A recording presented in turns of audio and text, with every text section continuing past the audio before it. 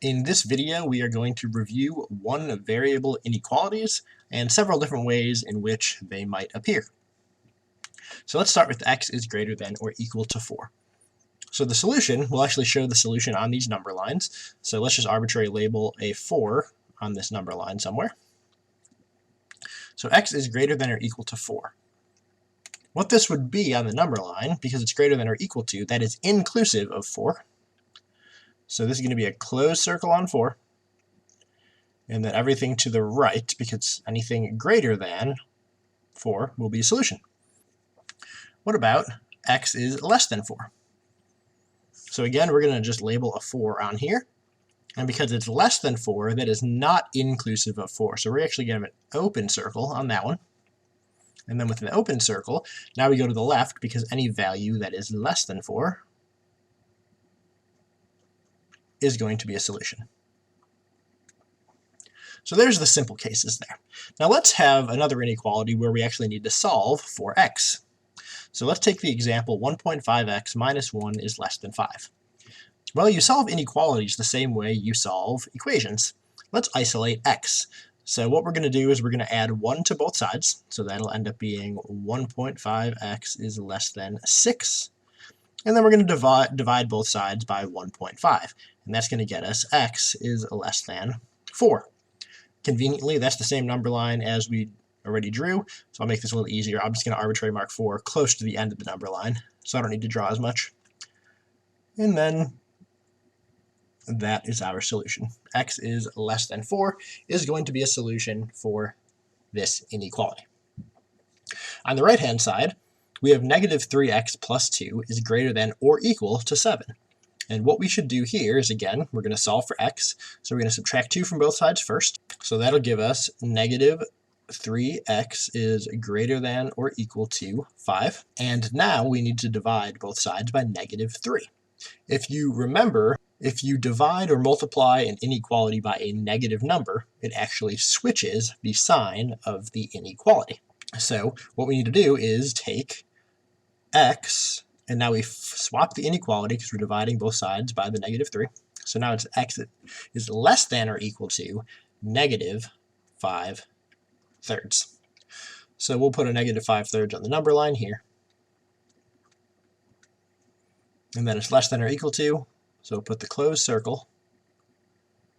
And then we will shade to the left.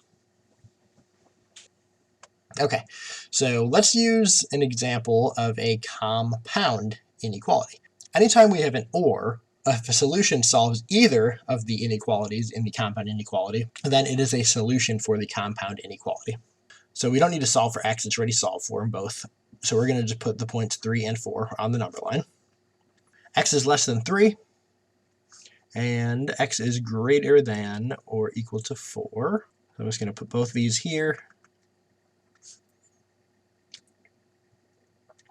And then this would be our solution, because we have an or, so anything lower than 3, which does not include 3, will be a solution, and anything that is 4 or greater than 4 will also be a solution.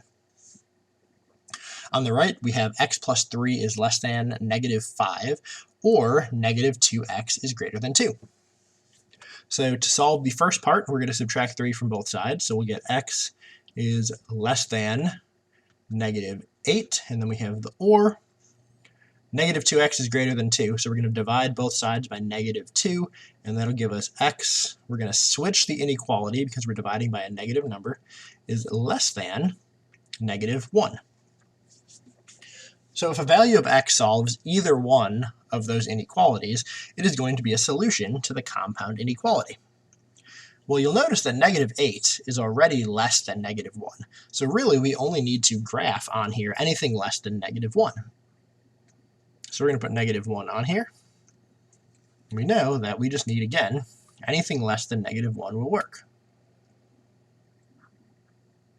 So we don't need to actually graph both inequalities because one of them already includes the other. What if we had a compound inequality that used and? Well, and does not mean that it's inclusive. It actually is exclusive. That means that a value of x to be a solution for a compound inequality with and, it would need to satisfy both inequalities. So let's draw two more number lines.